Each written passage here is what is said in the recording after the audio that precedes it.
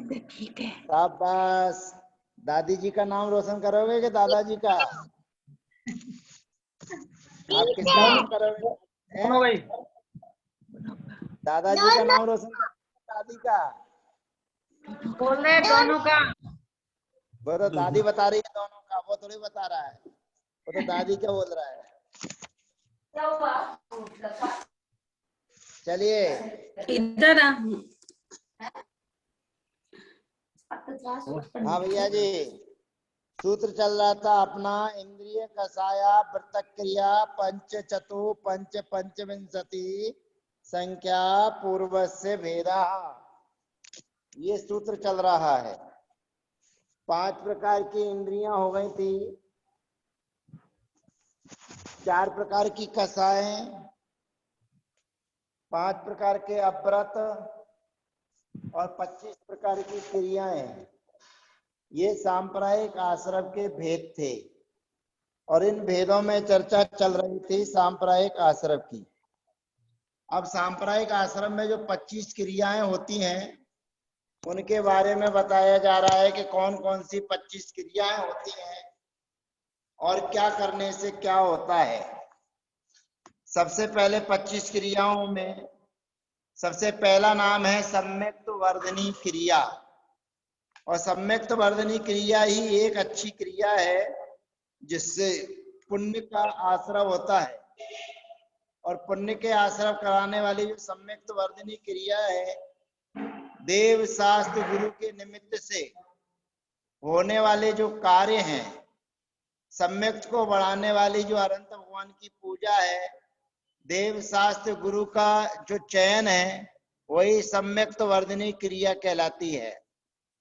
दूसरे नंबर पर आती है मिथ्यात्व क्रिया। मिथ्यात्व क्रिया का मतलब है जिनके कार्यों के करने से मिथ्यात्व की वृद्धि होती है। आज बोल वाला मिथ्यात्व का है। आज वास्तव में हम और आप भले ही जिन मंदिर जाते हैं, देव शास्त्र गुरु की आराधना पूजा अर्चना करते हैं, परंतु हमारा जो मिथ्यात्व है, मिथ्या मान्यता है, उन मिथ्या मान्यताएं हमारे अंदर से नहीं निकल पाती हैं।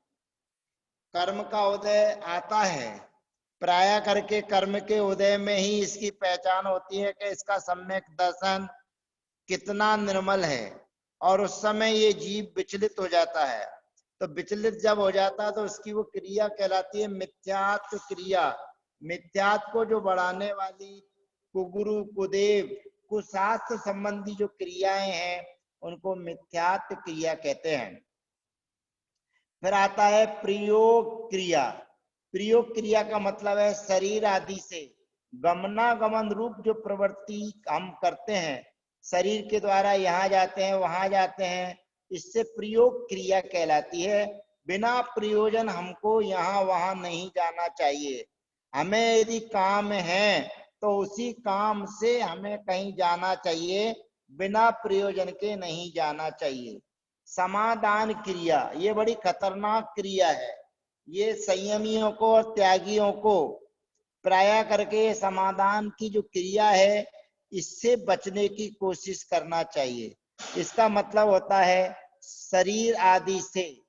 समाधान का क्रिया का मतलब है कि संयमी का असंयमी की ओर आकर्षित होना।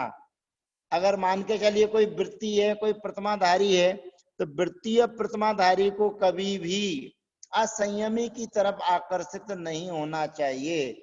अगर वो हो जाता है तो ये समाधान क्रिया कहलाती है। फिर आती है ईरियापत क्रिया। ईरियापत क्रिया का मतलब होता है कि जो हम गमन कर रहे हैं उसको 4 हाथ देखकर गमन करें। ये ईरियापत क्रिया है कि ईरियापत क्रिया से गमन करना, ये भी अच्छी क्रिया है। 25 क्रियाओं में सबसे पहली आई थी सम्यक्त वर्धनी क्रिया, अब उसके बाद में आई है ईरियापत क्रिया। ईरियापत क्रिया का मतलब है कि हम जो चल रहे हैं उठ रहे हैं उसको देखकर गमन करें। फिर है प्रादोषिकी क्रिया।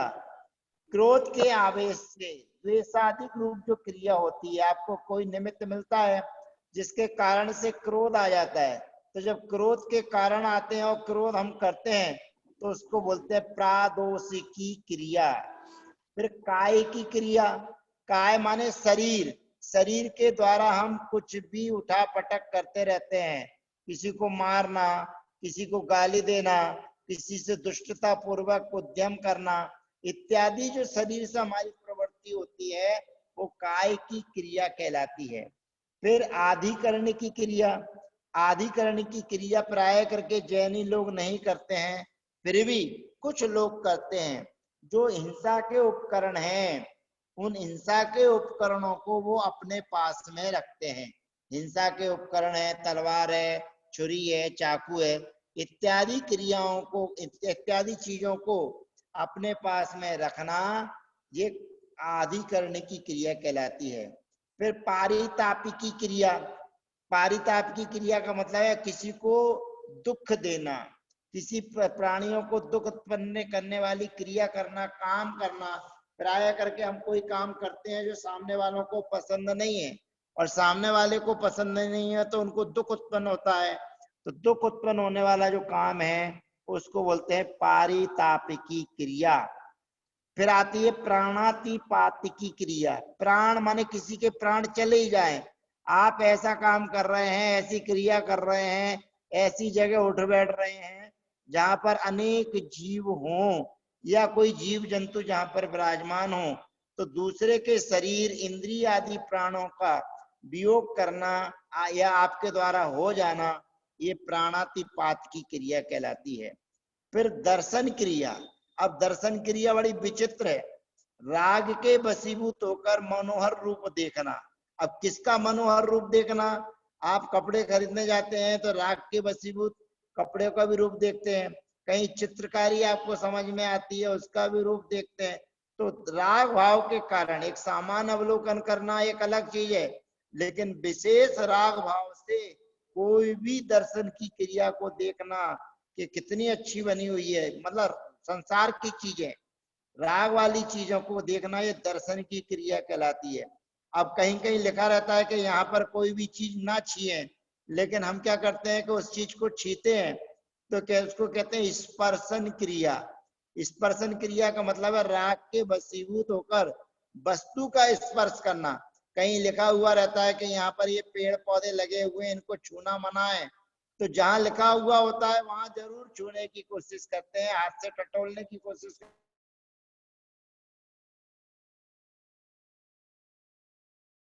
करते हैं, कहते हैं इस पर।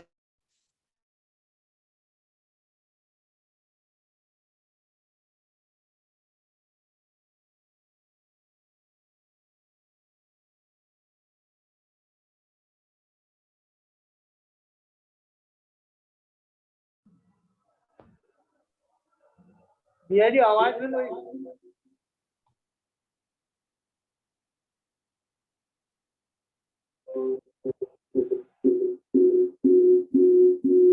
भैया जी आवाज बंद है।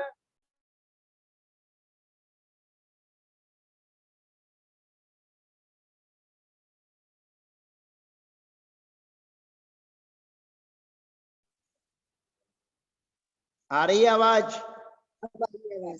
आई भैया जी आ रही है ना? हाँ अभी आ रही है, ठीक है। आ रही है, ठीक ठीक है, चली तो नहीं गई? वो पहले गई थी।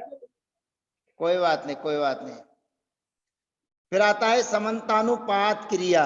अब समन्तानुपात क्रिया का मतलब ये है कि ये विशेष ध्यान रखने वाली चीज होती है भैया जी कि 13 जहां नंबर पर की क्रिया रूप, 13 नंबर की क्रिया, 13 नंबर बोलना पड़ेगा, बीच में आवाज चली गई।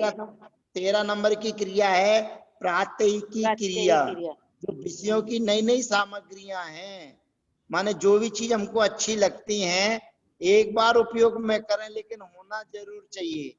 तमिलनाडु की जो मुख्यमंत्री थी जयललिता, वो जयललिता की यही तो दिक्कत थी, जो भी चीजें उसको आना हो उसको एक बार तो एक ही बार पहनना है, लेकिन होना जरूर।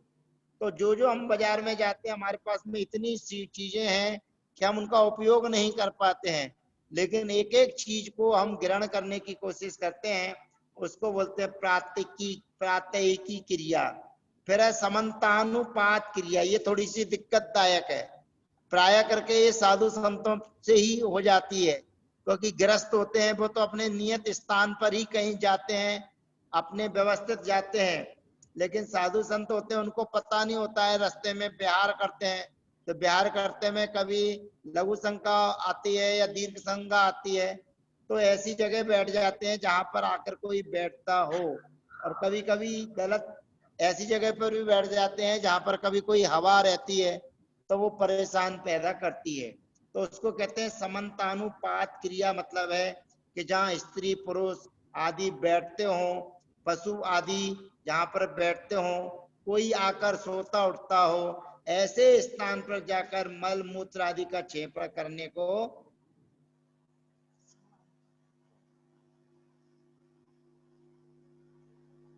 फिर क्रिया का मतलब होता है कि हम जो खा रहे हैं, हम जो देख रहे हैं, बना रहे हैं, उसको बिना देखे बिना सोचे नहीं उपयोग में लाना चाहिए। अब जैसे बहुत से लोग भिंडी बनाते हैं, तो भिंडी को कभी भी गोल रूप में कट नहीं करना चाहिए, पहले उसको लंबी करके देखना चाहिए, लंबी चीर के करना चाहिए, उसमें कोई जीव जंतु तो नहीं है। ऐसे ही हरी मिर्ची वगैरह भी पहले लंबी करके देखना चाहिए, फिर उसके बाद में उनकी प्रक्रिया करना चाहिए।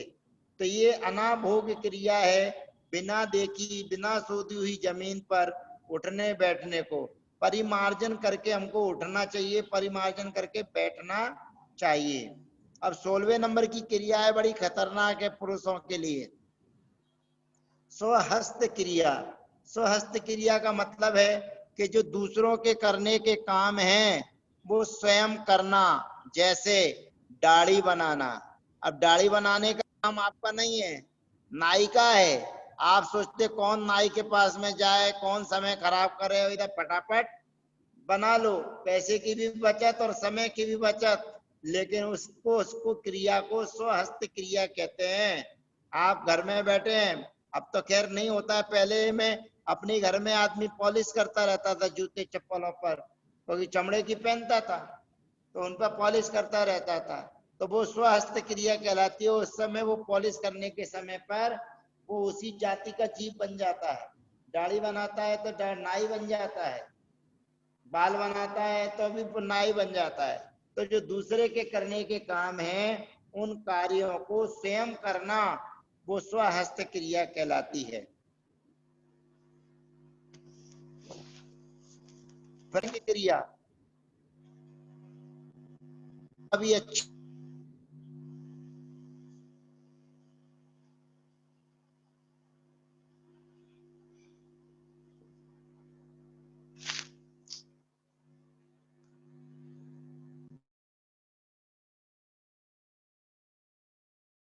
आपने पाप का अर्जन कर लिया, इसको कहते हैं निसर्ग क्रिया, कि पाप के कारण जो है उनको अच्छा समझना, उनको अच्छा बताना। फिर आता है विदारण क्रिया, पर के द्वारा किए हुए पापों को प्रकाशित करना।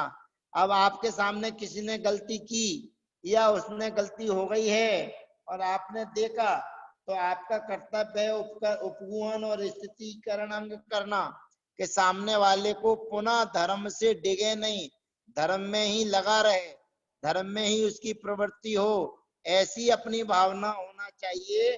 परंतु अपन उसकी चर्चा सब जगह कर देते हैं, दूसरों के पास पहुंचा देते हैं और उससे कहते हैं किसी से कहना नहीं, मैं तुम्ही से भर कह रहा हूं। वो कहेगा दूसरे से तुम किसी से कहना नहीं, मैं आपसे ही कह रहा हूं। इसको कहते हैं विदारण क्रिया। फिर आता है आज्ञा व्यापादिकी क्रिया, तो ये चारित्र मोह के उदय से शास्त्रोक्त जो आवश्यक आदि करने की क्रियाएं हैं, उनके करने में असमर्थ होने पर अन्यथा प्ररूपण करना। जैसे 24,000 मुनिराज यहाँ थे और यहाँ पर आचार्य भगवंत ने कहा कि उत्तर भारत में अकाल पड़ने वाला है, आप सभी लोग उत्तर भारत को छोड़कर दक्षिण भारत में चले जाओ। तो 12,000 मुनिराज चले गए, 12,000 नहीं गए, तो उन्होंने अन्यथा प्रवृत्ति अपनी कर ली। तो अन्यथा उनकी जो प्रवृत्ति हुई उसी को श्वेतांबर धर्म की प्रक्रिया वहां से चालू हो गई, क्योंकि चारित्र मोहिनी कर्म का उदय उनका था। तो चारित्र मोहिनी कर्म के उदय में शास्त्रोक्त तो जो आवश्यक करने की क्रियाएं हैं उनको नहीं करना।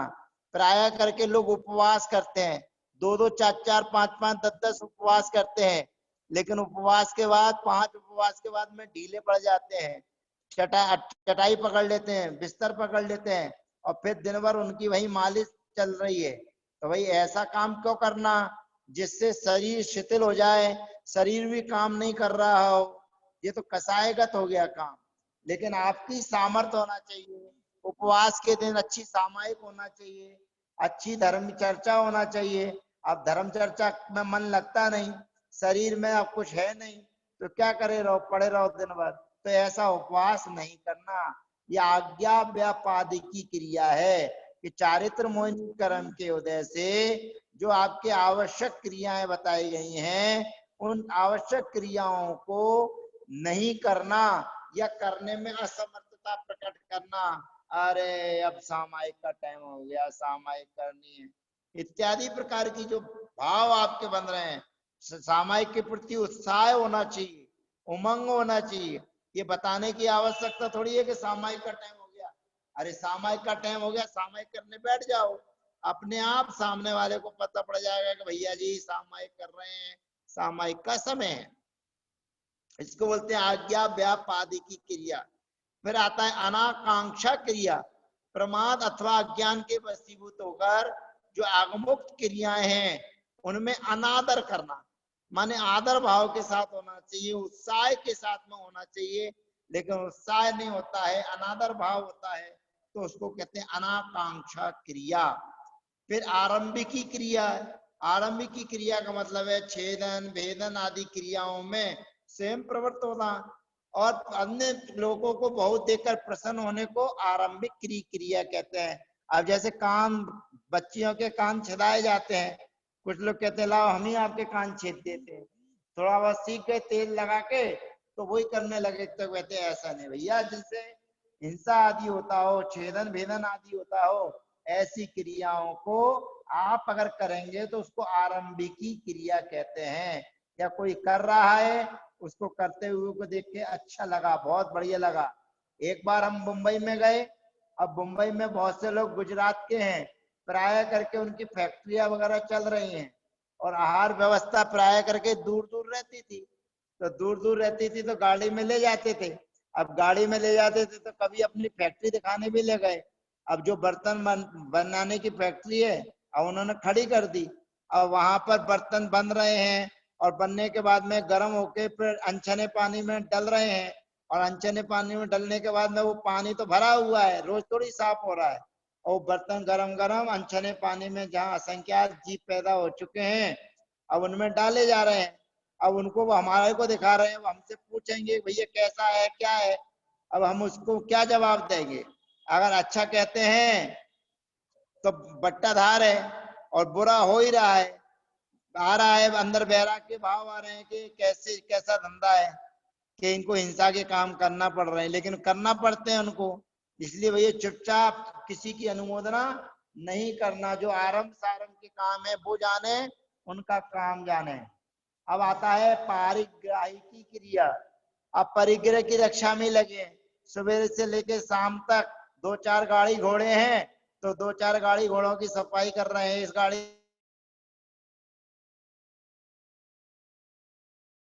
की सफाई कर रहा है उसकी, कभी इस कमरे की, काम हमारा चलता रहता है, इसको कहते हैं पारिग्राहिकी क्रिया।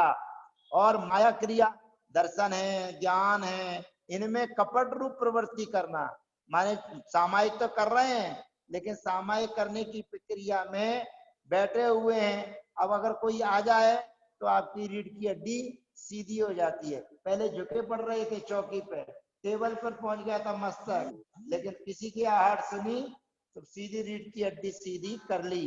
दर्शन कर रहे हैं, पूजन कर रहे हैं, भगवान को देख रहे हैं, कभी कभी दर्शन में भगवान के पास में कांच लगा रहता है, तो कांच में कौन आ रहा है वो पीछे वाला व्यक्ति भी दिख जाता है, तो पीछे वाले व्यक्ति को देखता है कि कौन आ गया है, सामने दिखता है उसको, लेकिन भगवान को नहीं देखता है, तो ये कहलाती है माया क्रिया। फिर मिथ्या दर्शन क्रिया, प्रशंसा आदि से आप किसी की प्रशंसा कर रहे हैं, बहुत बढ़िया बहुत बढ़िया बहुत बढ़िया, अच्छा मंदिर है, कहते हैं ऐसा करने से मिथ्या दर्शन की क्रिया होती है, प्रशंसा आदि से किसी को मिथ्यात्व रूप परिणति में दृढ़ करने को वो लगा हुआ था, उसको और मजबूत कर दिया। बहुत बढ़िया, अच्छा अच्छा किया तुमने। तो इस प्रकार को मिथ्या दर्शन क्रिया कहलाती है। और अप्रत्याख्यान क्रिया, ये 25 नंबर की क्रिया है, जो चारित्र मोहिनी कर्म के उदय से त्याज वस्तु हैं, जिनको त्यागना चाहिए, उनके त्याग रूप प्रवृत्ति नहीं होने को अप्रत्याख्यान क्रिया कहते हैं। अब प्राय करके सबको मालूम है, आलू खाना चाहिए कि नहीं खाना चाहिए, प्याज खाना चाहिए कि नहीं खाना चाहिए, लहसुन खाना चाहिए कि नहीं खाना चाहिए। अब मैं पूछना चाहता हूं आपसे, बे आलू प्याज नहीं खाना चाहिए कोई बात नहीं है, लेकिन अदरक खाना चाहिए कि नहीं खाना चाहिए, शकरकंद खाना चाहिए कि नहीं खाना चाहिए, मूली खाना चाहिए कि नहीं खाना चाहिए, गाजर खाना चाहिए कि नहीं खाना चाहिए। तो पता नहीं आलू ने ही क्या बिगाड़ा है कि आलू के लोग पीछे पड़े रहते हैं कि आलू तो नहीं खाते, आलू तो नहीं खाते। अरे गाजर है, मूली है, शकरकंद है, अदरक है, ये पांचों एक ही भाई हैं, कोई छोटा बड़ा नहीं है। अंतर इतना है कि आलू 12 महीने मिलते हैं, सस्ते मिलते हैं, बस इसलिए उसके पीछे पड़े रहते हैं। बाकी सीजन की चीजें हैं। तो आलू प्याज लहसुन गाजर मूली शकरकंद ये अप्रत्याख्यान है, अर्थात चारित्र मोहिनी कर्म के उदय से जिन वस्तुओं का त्याग होना चाहिए, उन वस्तुओं का त्याग नहीं कर पाना, ये अप्रत्याख्यान की क्रिया कहलाती है। अब उसके बाद में आता है अजीवादिकरण आश्रव। जीवादिकरण आश्रव को हमने समझा दिया था। अब अजीवादिकरण जो आश्रव है, 9 नंबर का सूत्र है, निर्वर्तना निक्षेप संयोग निसर्गा द्वि चतुर द्वि त्रि भेदा परम। 9 नंबर का सूत्र, 9 नंबर का सूत्र है, निर्वर्तना निक्षेप संयोग निसर्गा द्वि चतुर द्वि त्रिभेदा परम। परम माने दूसरा, दूसरा माने अजीवादिकरण। जीवादिकरण को हमने समारंभ समारंभ आरंभ को समझा दिया था। अब अजीवादिकरण, अजीब से आधार से लेकर आश्रम होता है। तो कैसे होता है? निर्वर्तना, निर्वर्तना का मतलब होता है रचना, रचना करने को निर्वर्तना कहते हैं। और उसके दो भेद है, मूल गुण निर्वर्तना और उत्तर गुण निर्वर्तना। मूल गुण निर्वर्तना का मतलब होता है जो शरीर है, मन है, श्वासोश्वास है, इनकी जो रचना होती है उसको मूल गुण निर्वर्तना कहते हैं। अब शरीर के बिना ना हम दिख सकते हैं, ना बोल सकते हैं, ना कोई हमें जान सकता है। तो जो हमारे शरीर आदि और मन आदि श्वासोश्वास की रचना हुई है उसको मूल गुण निर्वर्तना कहते हैं। और जो मिट्टी आदि से बनाई जाती है, काष्ठ में बनाई जाती है, पाषाण आदि में चित्र को उतारा जाता है, उसको उत्तर गुण निर्वर्तना कहते हैं। दोनों अजीब हैं, ध्यान रखिए। आपका शरीर भी अजीब है और शरीर को, शरीर में तो आत्मा बैठी हुई है इसलिए इसकी चर्चा हो जाती है, लेकिन शरीर से रहित जो काष्ठ आदि में बनाया जाता है चित्र, उसको भी उत्तर गुण निर्वर्तना कहते हैं। उसके बाद में आता है निक्षेप। तो निक्षेप का मतलब होता है रखना, वस्तु के रखने को निक्षेप कहते हैं। दुकान पर कपड़े वाले कपड़ों को उठाकर रखते हैं, घर पे दाल चावल वगैरह लोग उठा के रखते हैं। तो रखना, लेकिन कैसे रखना, कैसे उठाना, और उसके भी चार भेद है। अप्रत्यवेक्षित निक्षेपाधिकरण, अप्रत्यवेक्षित प्रत्यय निक्षेपाधिकरण का मतलब है बिना देखे किसी वस्तु के रखने को। आपने कोई चीज देखी नहीं और वैसे ही उठा के पटक दी। स्कूल से बच्चे आते हैं और स्कूल से बच्चे आके अपने बस्ते को, अपने झोले को यूं ही पटक देते हैं। तो यूं ही पटकने के बाद में देखा नहीं कि वहां पर कोई जीव जंतु है, किसी को कुछ हो जाता तो क्या होता। इसको बोलते हैं अप्रत्यवेक्षित, बिना देखे वस्तु को रखना। फिर आता है दुप्रमिष्ट निक्षेपाधिकरण, माने यत्नाचार रहित होकर सावधानी पूर्वक चलना चाहिए, सावधानी पूर्वक वस्तु को रखना चाहिए, लेकिन नहीं, यह यत्नाचार, यत्नाचार से रहित होकर असावधानी से वस्तु रखने को दुप्रमिष्ट निक्षेपाधिकरण कहते हैं। फिर सहसा निक्षेपाधिकरण, सहसा माने शीघ्र, जल्दी में कोई चीज को उठा लेना, शीघ्रता से वस्तु के रखने को सहसा निक्षेपाधिकरण कहते हैं। फिर अन्याभोग निक्षेपाधिकरण, किसी वस्तु को अब जहां रखने का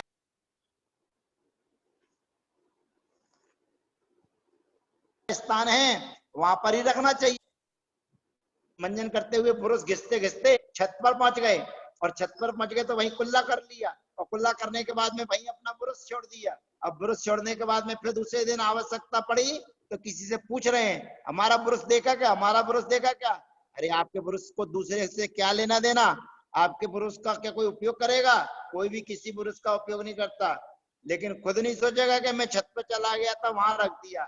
तो जहां रखने की चीज है वहीं रखना चाहिए।